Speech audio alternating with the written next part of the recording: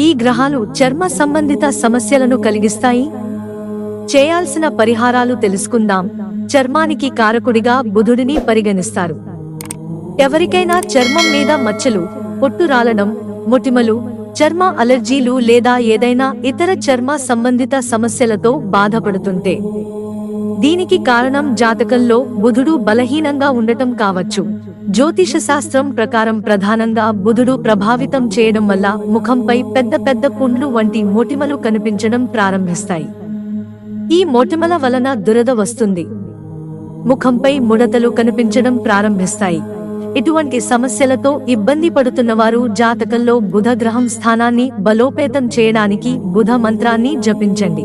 బుధవారం ఆకుపచ్చ రంగు దుస్తులు ధరించడానికి ప్రయత్నించండి. బుధవారం ఆవుకు పచ్చని గడ్డిని ఆహారంగా తినిపించండి. జ్యోతిష శాస్త్రంలో బుధుడు, రాహువు, శనీశ్వరుడు చర్మ వ్యాధులకు కారణమని భావిస్తారు.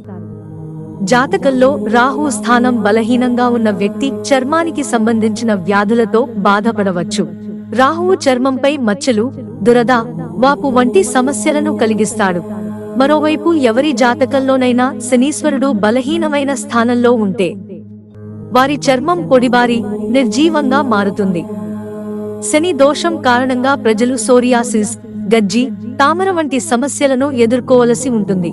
మిత్రులారా, ఛానల్ సబ్స్క్రైబ్ చేసుకోవడం మర్చిపోకండి. ధన్యవాదాలు.